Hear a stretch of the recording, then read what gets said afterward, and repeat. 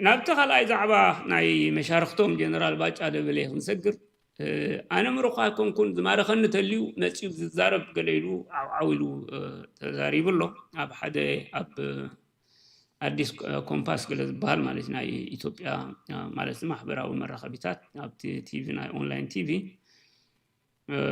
well I think the تلفزيونات قلت دي من تزاقول دايزيا أنا أنكني لو تي تلفزيون ناي تي في إره ناي يقدف زغبرو تي مقابر حربنياتات قال ريو مال حجزهم كون اسم ما رخون سي ميتهم كون لي مثلا نخحسو فتن زلو بزحات كن اي فالكان ولو تم ما رختو نورو خيترف قدفوم تخالوت بزخون نسمع ايو انتاي زلو باج على بلا انت بلا كاو هذا حدا مسخاخر كنا نصالو يا سلام نتخون زلا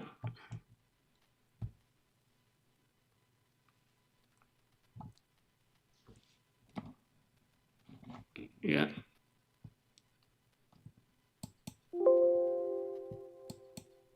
Oh, sorry. እስኪ እዚህቹ ቅርብ ካለችው ከካርቱም የዮሐንስ አንገት አልመጣም እና ዋናው እነዚህ ማጆሪቲ ላይ የሚዘመት ነው። ማጆሪቲ ደግሞ ሞኝ ከሆነ ይበላል።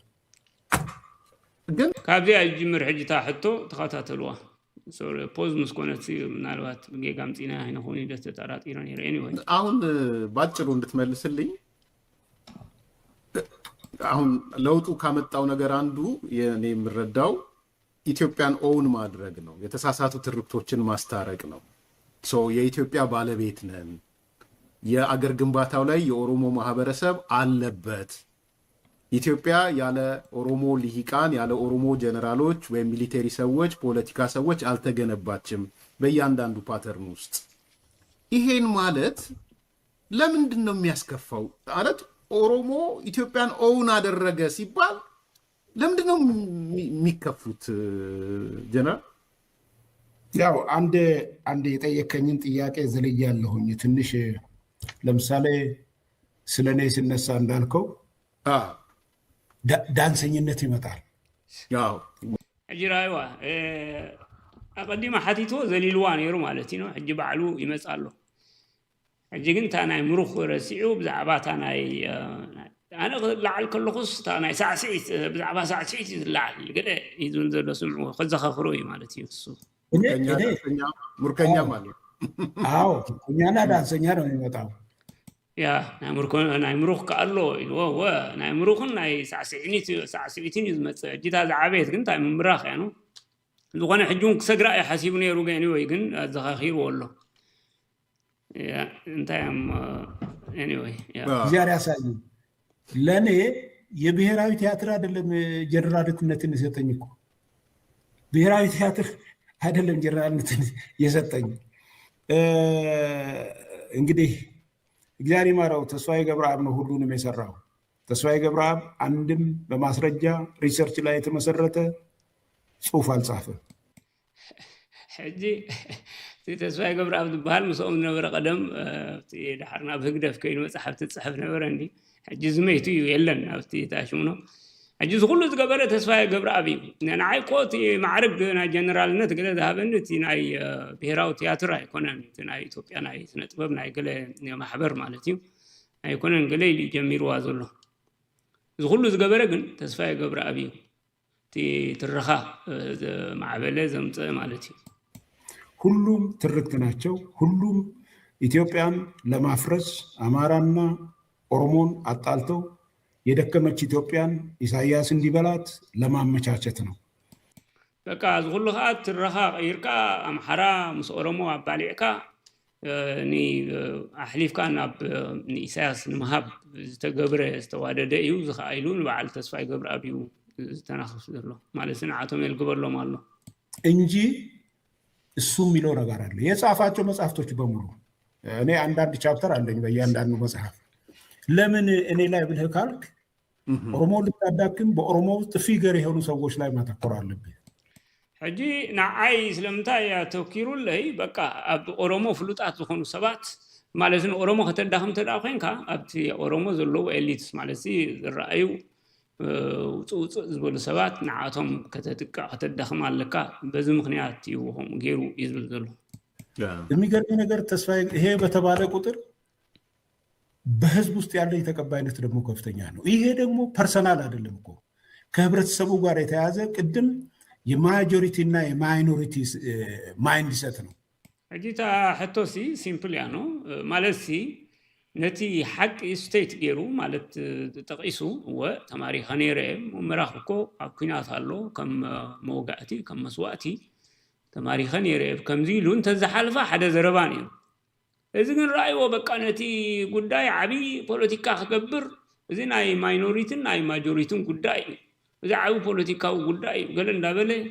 ከረስዓ እዩ ዝፍትን ዘሎ anyway አሞዳታ ባሉ ዘረባ እዩ ይሄንን እንዲፈጥራ ያለው ማለት ነው ሌላ ምርኮኛ ነው ለተባሉት የማረከው ሰው ይወጣ ብሎ ይናገር እዚ ቦታ ምናምን ብሎ እሱ በቃ አጅትና ይምሮህ ገለዝ ባህል ግን እቲ ዝማረኸን ሰብ ወጪው ይዛረብ ኣብዚ ቦታ ማሪ ኸይሉ ይዛረብ ይዘሎ ባጫ ደበለይኩም ትሪኦ ሰምዑ ዘንድር ከዛ በተረፈ የኔ ባዮግራፊ ላይ ምርጥ የሆነ ነገር አቅርብልሃለሁ በቃ አጂ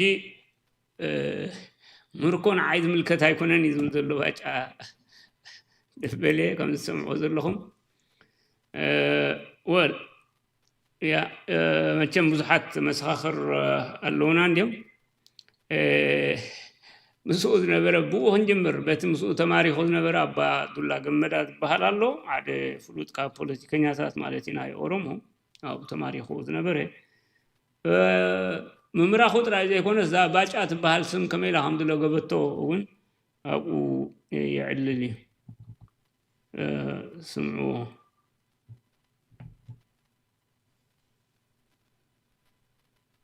جنرال باجا يتوالبت ليلة مكنات له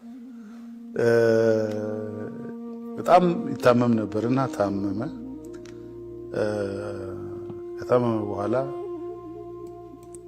በብዙ ስቃይ ውስጥ አልፎ ዳነ በብዙ ሞቷል ከተባለ በኋላ ዳነ ኦልሞስት ሞቷል ከተባለ በኋላ ሐኪሞች እዛ በሜዳ ደረጃ እንትን ሊያደርጉት እንኳን በማይችሉበት እዛ በኋላ የዳነበት መዳንና መንቀሳቀስ ሲጀምር ወተት ይበጠብጥልን ነበርና እኔ ዛሬ ወተት በጥብጬ ላጠጣችሁ ብሎ ይሄ ለእርዳታ የሚመጣ ወተት ከዛ ዝም ብለን ትንሽ እየወሰድን የምንጠጣው በጣም ከመጠን በላይ ውሃ ጨምሮበት በጠበጠና አንዳንድ ብርጭቆ መጠጣት ሲገባ ሶስት አጠጣ ስለዚህ አንዱ አንበጫበጭ ከዋለ እዛ ባጫ ሆነ እጂ ናይዚ ጊዜ ምሩኻት ከለው ይዛረብ ዘሎ በቃ ብዛዕማ ሓሚው ዳርጋ መይቱ ነይሩ በቃ ማለት ህይወት አይነበሮም ያርግን ሓዊው ምስ ሓዊ ሕጂ በቃ ነጠፍጠፍ ክብል ጀሚሩ በቃ እኔ ፀባ ዘስተየኩም ገደ እንዳበለ ፀባ ዝጸልና ጀሚሩ ሕጂ ፀባ በጽቢጹ ቀደም ማለት ሲት ከም ንቡር ሓንቲ ኩባያ ገሊኣት ብጽሓና ነይራ ሕጂ ግን ሰለስተ ኩባያ يعدلنا بقى لقاس خوي مالت ترى خاقن تصبا ولا حنت قطين كوينو هجي حدا يخافتهم مسانا زنبرو تايدا زدا بسبيس كايو قال عينتي له بابيلو باچا خوينا قال يزبل مبرفتيو مال سبعلو باچا يعيلو زر مالت زحاريو شما يكونن قال አሁን እሱ ፈልጉት ወደ ባጫ እሱ ፈልጉት ባጫ በሉኝ ብሎ አይደለም ስለዚህ ሱፈቲው ባጫ በሉን ይዝበሎ አይኮነን በዛ መንገድ ዚያ አፍትም ምጽዋት ጸባ አምዝገሩ ስለዚህ ጀለሖ ተባሂሊው ባጫ ተባሂሉ ይዝሎ ዘሎ ዝኾነ ህዝግን መስኡዝ ነበረ እዩ ጽኒሕና ለሶንዲና ታ ማለሲ ናቱና አሎቲ አቀራርቡ አብነታው ዝኾነ ማለሲ ነቲ ታሪክ ከም ዘሎ مقرب قدمي قلنا بقيتاچو ردا هنكيد قيتاچو رداون تاريخ بغيرهم ني نفلطو او حنساب سلازنورتي ناي يودغ غزي باجا دبلي ساعي ترايو اسكستا تراي فلط وتادر كمان يكونن يزول anyway ዝንህልኩና قيتاچو ካ فيزኛ ነው አንደኛ ወታደር ማለት ነው እስክስተኛ ነው ዳንኪረኛ ነው። በዚህ መሃል ልብስ አልብሶ አመጣው። አጫዋች ነው።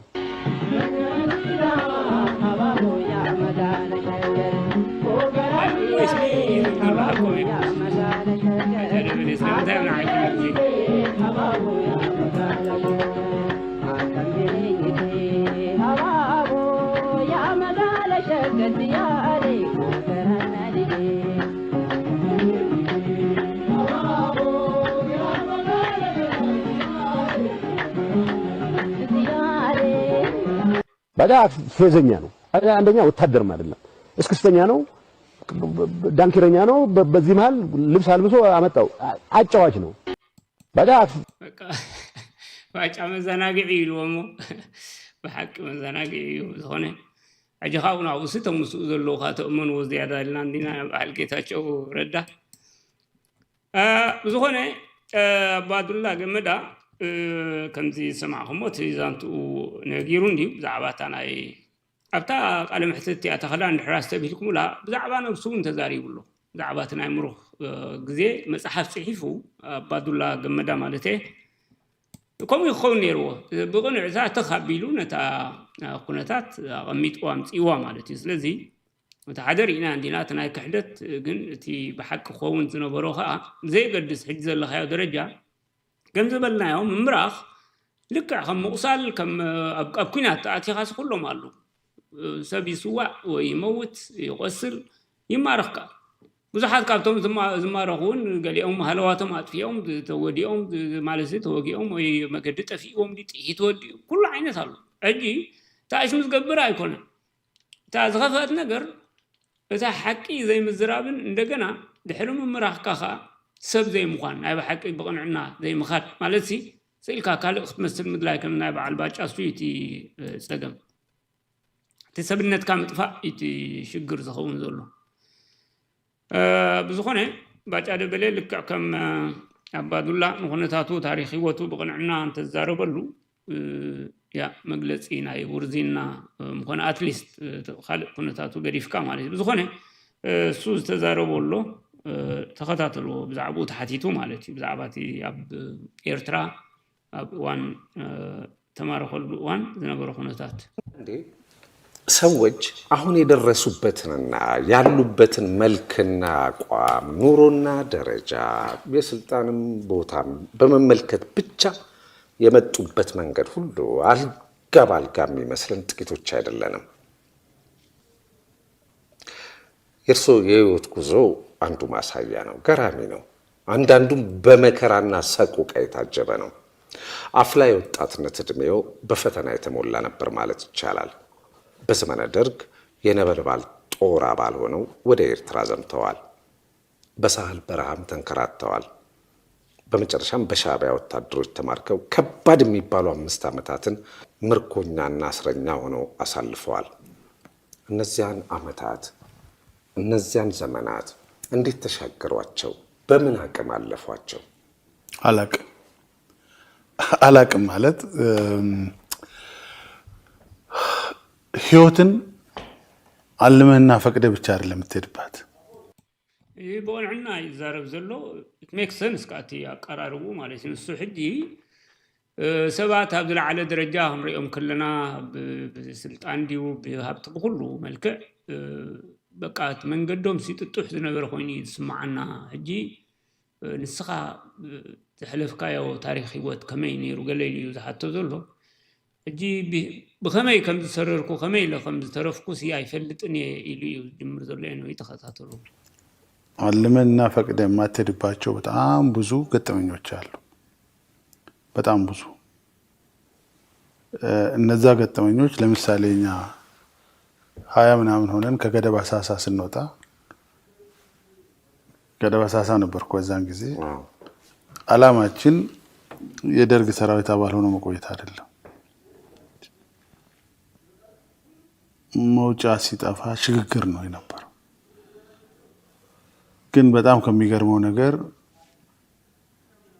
ከሀያችን ትንሽ እድሜ ያገኘነው 2 ወይም 3 ነን። ለዚ ሃብታ ዝተወልደላ ዓዲ እዩ ተቂሱ ክዛረበላ ፀኒሑ ካብኡ 20 22 ንኸውን ከድና እዩ ዝብል بقى والت واتاطوم نبعلو مساو وقت سراويت كوينا نبر قال يكوننين وي بزح يقدسني سو كنتي بقندو كابزم كلهم دوفرنا كلته قلينا وصينا يزول كلهم طفيهم يزول نسون نبعلو تماريخو تاريخو مالتي ስለዚህ ተኮነታት ሳብ ክንደይ ከቢድ ከም ዝነበረውን የንጸባረዋለሁ የመጀመሪያዎቹ ላይ ነው ያለቁት እንዳለ እሳት ውስጥ ነው እና ከዛ ፊት በጣም ፈታኝ የሆኑ ጦርነቶች ስለነበሩ በእነዛ ፈታኝ የሆኑ ጦርነቶች ውስጥ ነው ያለቁት ኣብቱ ፈታን ዝኾነ ኩነታት ቡን ቡዮም ሃሊቆም ጠፊኦም ይዝብል ዘሎ ሕጂ መላሳውያት የለን ማለት ንሱ መላሳውያት ኮይኑ ስላላ ዝተማረኸ ማለት እዩ ከምዚ ትሰምዖ ዘለኹም የኤርትራ ጦርነት በባህሪው በጣም ከባድ ነው የነበረው የምጽዋ 2 ዓመት የቆየንባቸው በራሱ አንድ መጽሐፍ ይወጣል ና ኤርትራ ኩነታት ኩናት ማለት እዩ ኣዝዩ ከቢድ እዩ ንባዕሉት ያ ምጽዋ ዝገበርና ይኸልተ ዓመት ንሱ ናይ ባዕሉ መጽሐፍ ከውን ክእል እዩ ዝብል ዘሎ ብዙዎችን አተናቸዋል እዛ ጫማችን ቀምሏል አስቀያሚ ሊባል የሚችለውን ህይወት አልፈናል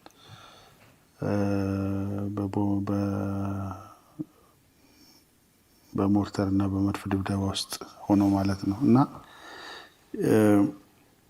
አይኔ ያየ 20-30 ከጎን ይረግፋል ለምን ተረፍኩ አላቆም በቃ አዚ ንጉር አይነበረን ተኮነታት ንባዕሉ ብርቱ ዩኔሩ ቲቲ ኩናት ተኮነታት ናይ አይሮናቡ ተጥቅሳ ቢልወሎ በቆንዱ በቃ አብጎንኻ የማነ ጸጋም ዘለው በጅምላ ያም ዝጠፉ እጃ አነ ካብ ተኮነታት ከመይለሁም ወጻኹ አይፈልጥኒ ይዝብል ልመልስ አልችልም አንድም ቀን ግን ከግንባር ወጥቼ አላውቅም ከጦርነት ሰፈር ወጥቼ አላውቅም ከምሽግ ወጥቼ አላውቅም ለምንድን ነው የተረፍኩት የሚለውን ልገልጸው አልችልም ይሄ ስለሆንኩ ነው እንዲህ አይነት ብቃት ስለነበረኝ ነው እንደዚህ አይነት ምሽግ ስለተጠቀምኩ ነው እንደዚህ ስለሸሸው ነው የሚል ነገር የለኝም አልነበረኝም በቃ ካብቲ ድፋዕ ካብ ኩናት በኺረ ይፈልጥኒ ቀጻሊ የኔ ረብቲ ኣብቱ ግን ከመይ ለኹም ዝወጻኹ አይፈልጥኒ ኣነ ንፉዕ ስለ ዝነበርኩ በኸምዚ ሜላ ተጠቂመ ገለውን ክብል ኣይክእልኒ ኮታስ ናይ ዕድል ይዋጻጻይ ባሕፂሩ ዝብል ከምኡ እዩ ዝደጋግም ራሱ ሳህል ላይ በመጨረሻዎቹ ውጊያዎች በጥይት ካለቀው በላይ በኋጥም ያለቀው ይበልጣል ኣብቲ ናይ መወዳእታ እዋን ኣብ ሳሕል ካብቲ ብጥይት ሃለቐ ሰብ ብማይ ፅምኢ ዝጠፍአውን ይበዝሕ እዩ ዝብል በኋጥም ያለቀው ይበልጣል ከጥይት በላይ ሽንት ተወደደ በኋጥም ያለቀው ይበልጣል አጠገቤ ላይ በሽንት ላይ ተታኮሱና የተጋደሉ ጓደኞች አሉ ሽንት ማለት ነው ውሃ ሳይሆን ስለዚህ ብዙሕ ሰብ ሃሊቁ ብማይ ዘይኮነ ብሽንቲ ተታኺሶም ዝተጣፉ ሰባት ሆነ አለው ይዝብል ዘሎ ብጣዕሚ ኩነታት ኣዝዩ ከቢድ ከም ዝነበረ ጽንኩር ከም ዝነበረ ዝገልጽ ኩናት ይሁን ባህሪያው ኩነታት የተለየ ጥንካሬ ስለነበረኝ የተለየ አቅም ስለነበረኝ የተለየ ብቃት ስለነበረኝ አይደለም እኔና አንዳንዶች ያናለፍ ነው ኢቭን ያን እስር ቤት ድንጋይ ተሸክመናል መንገድ ሰርተናል አስጠያሚ ነገር አልፈናል እዛ ወደቁ አሉ እዛ ሞቱ አሉ ኮሌራው አለ ምናምን አለ በሽታው አለ ብዙ ነገሮች አሉና ያ ሁሉ በኔ ጥንካሬና በኔ ምናምን አለፍኩት ብዬ ለመናገር አልችልም ያ ከምዝ ብሎ ዘሎ ዋላብቲ ማዓስከር ማለት እቲ ቤት ማእሰርቲ ዝብሎ ዘሎ ተናይ ምርኻት ማዓስከር ንሕናውን ማለት ብዙሕ ሰቡን ፈልጦ እዩ ንሕና ንባዕልና ሓለዋ ኸይድና ሓደ ግዜ ቀላቀል ነርና ኢና ስለዚ በቃ ብሓደ ስንጭሮ ተኣጊሮም ኣሽሓት ማለት እዩ ሓደ እዮም ዝነብሩ ኣብኡ መብሊዕኦም ካብኡ ፃቢልካ ቀልቀል ወፁ ተመሊሶም ከዓ ናብኣዮም ደኣቱ በቃ እቲ ዋርድያ ርኢኹም ኣለኹም ኣብቲ ስእልታት ኣብ ወሰን ኮይኖም يحصرهم يمعدوهم مالتي أمونغو كوليد بهاللو وقتهم يفتشوهم يرئيهم مالتي بتوشتاتهم يا خمس خلوص أنا حمام كله مكرا بهرياوي يتا بهوت مترافهم يا قنتا بهوت نخترفو زحلفو مكرا خبيد مخانو يبحث يلو زلو كله زبلو زلو سي زيتي ناي بحكي تاريخ ስለዚህ እነዛ አንዳንዶቹን ሳልገልጻቸው ዝም ብዬ ማላልፈው ለራሴም ስለሚቸግረኝ ወደ ኋላ ዞር ብዬ ሳየው ለራሴም ይቸግረኛል። ምን ነበር ምን ሁኔታ ተከስቶ ነው ለምንድን ነው ያለፍኩት እንዴት አለፍኩ ብዬ ሳስብ ማለት ነው። እና ስለዚህ أنا وإن حدا ابتزانتا خلطقصو هقلصهم زي كألكو نقرات اللو زحلفهم بقى ስለዚህ ጽግመኒ ማለት ነው። anyway ተደጋጋሚ አብታ ከመይ ለخمس ተረፍኩ የሸግረኒው አነ ግን ፉሊ ስለዚህ ነበርኩ ኮንኩን ናይ ዕድል ይዝብላ ሞዳ ሌሎችም ጓደኞች አሉ በዚህ ውስጥ ይሄድ እና በቃ ፈጣሪ ላስቀመጠ ነገር ትደርሳል። እሳቱንም ታልፈዋል፣ ዋውንም ታልፈዋል፣ ሁሉንም ነገር አልፈ ወደሚደረሰው ነገር ትደርሳል። ጥሩ ነገር ሁሉ ሲታለፍ ወደ ሱዳን የመሄድ ፍላጎት አልነበረኝም። ብዙዎች ሄደዋል። ኣብተቀንዲ ናይቲ ከመይ ሰርቫይቭ ከም ዝገበረ በቃ ናይ ፈጣሪ ናይ ኣምላኽ ፅሑፍቶ እዩ እሱ ዝበለካ ኢኻ ትኸውን እምበር ናይ ሓይሊ ናይ ሰብ ኣይኮነን። ኣነ ብናተይ መንገዲ ኮንኩን ብሂወት ተሪፈ እዩ ዝብል ብሓፂሩ ካብኡ ሽዑ ከመይ ኢሉ ናብ ኢትዮጵያ ነፃ ተለቂቑ ከም ዝኸደ ገለ እውን እዩ ዝገልፅ። መለቀቅ ሲመጣ ወደ መሀል ሀገርም የተመለሱ አሉ የተወሰኑ። እኔና የተወሰኑ ጓደኞቻችን እንደዛ አይነት ፍላጎት አልነበረን። መጀመሪያ የሰነቅነው ጋር መሄድ ነበር። ስለዚህ ያኔ ሱዳን የመሄድ እድል ነበረን፣ ተፈቅዶልናል። መጨረሻ ላይ ሻዕቢያ ፈቅዶልናል። ብዙዎችም ሄደዋል። እኛ ፈለግን። እጂ ሻዕቢያ ፈቂዱልና ማለት ነፃ ተለቂቆም ማለት እዩ ዋላ ናብ ሱዳን ናብ ዘለና ይኹን ከይድ ናብ ዓዲ ናብ ማእኸል ክንከይድ ተፈቂዱልና ነይሩ። ኣነ ግን ኣይሓረኹም ኢሉ ድሓር ናብ ኢሄደን ከም ዝኸደ ገለ እዩ ዝዛረበ ነይሩ። ያኔ ኦነግን መምረጥ እንችል ነበር። ምንም እንትን አልነበረም። ግን ምርጫችን አልሆነም። ወደ ኢሄደን ነው የሄድነው። ሄደን አስገራሚ የፍቅርና የደስታ ጊዜ አሳልፈናል። መጽሐፉ ላይ እንደገለጽኩት በህይወቴ እንደ አዲስ ልጅ የተወለድኩበትን ያህል በደስታ ያሳለፍኩበት የትግልም የጦርነትም ወቅት ማለት ነው። ስለዚህ ለምን እንዴት አለፍክ የሚለው አላቅም። ለሰዎች የህይወት ታሪክን መንገር በጣም አስቸጋሪ ነው። በጣም ኢቭን በመጽሐፍ በጣም አስቸጋሪ ነው። ይቸግራል። ገልጸህ ማትጨርሳቸው ተናግረህ ማትጨርሳቸው በጣም ብዙ ነገሮች አሉ። ብሓፂሩ ነቲ ክብደት ናይቲ ዘሕለፎ ዛንታ እዩ ዝገልፅ ዘሎ ንሰባት ዛንታኻ ክነግሮም ታሪክ ህይወትካ ክነግሮም ከቢድ እዩ ዝብል ዘሎ የቱን ትቼ የቱን ላማሩ። ስለዚህ ምግባባበት የሰው የህይወት ጉዞ ትዕይንት ነች። ስለዚህ ትዕይንቷን ትተውናለህ። ትወናዋ ታዛልቃለች። አንዳንዴ አታዛልቅህ። ለምሳሌ እኔ በህይወቴ በጣም የሚያሳዝነኝ ጀነራል ሰዓረ ነው። በጣም አንጀቴን የሚበላኝ በጣም በደግነቱም በጀግንነቱም አውቀዋለሁ። በደግነቱ በሰውኛው አውቀዋለሁ፣ በጀግንነቱም አውቀዋለሁ። ያን ሁሉ መንገድ አልፎ ያን ሁሉ አስቸጋሪ ነገር ካለፈ በኋላ ምንም ነገር ባሌለበት በሰላሙና በቤቱ ላይ ወደቀ። ሌሎችም የዚህ አይነት እድል ያጋጠማቸዋል። ስለዚህ ትዕይንት ነች።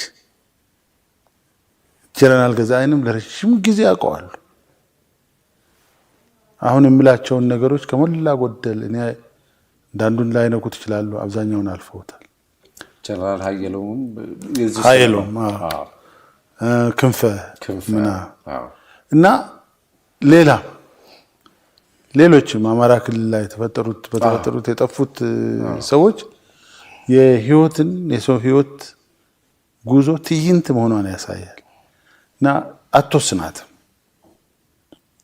እኔ በህይወት ዘመኔ እያመንኩ የሄድኩት ባለበት ጊዜ ጥሩ ስራ ለህዝብ የሚጠቅም ለልጆች የሚተርፍ በሐቂ ሕጂ በቃ ከምዚ በአብነት ጠቅሶ ዘሎ ወል ኣብኡ ከለኻ ትሪኦ ኣነ ተማሪኸ ኣትየ ብሂወት ኣለኹ እቶም ጀጋኑ ዝነበሩ ኣብቲ እዋንቲ ማለት እዩ ማለት በዓል ናይ ሰዓረ መኮነን ኣብ ጅግንነት ኣብ ካልእ ኣብ ኩሉ ዝፈልጦም ኢሉ በዓል ሓየሎም ንኩሎም ጠቂሱ ኣብቲ ኢህወደግ ዝነበሩ ማለት እዩ ኣብቲ ኣባላት ሰራዊት ብቀረባ ዝፈልጦም ንሳቶም የለውን ኣነ ግን ኣለኹ እዩ ዝብል ዘሎ ብሓፂሩ እቶም ዝማረኹ ለውጢ ዘምፁ የለውን ኣነ ግን ኣለኹ ሕጂ ናይ ፅሑፍቶ ነገር እዩ ናይ ዕድል ነገር እዩ ደዝ በዓልካ ትወስኖ ነገር ኣይኮነን እዩ ብሓፂሩ ዝብል ኣብ መወዳእታ ግን እታ ዝበላ ዘስመረላ እታ ኣብኡን ክንዓፁ ይሓይሽ መስለኒ እስኻ በቲ መፂኻ በቲ ግን ኣብ መወዳእታ ቁኑዕ ሰብ ክትከውን ክትክእል ኣለካ በቃ ታንቶ ይዝበልናዮ ናይ በዓል ባጫ ጎዲልዎም ዘሎ እቲ ሰብኣውነት ሕልና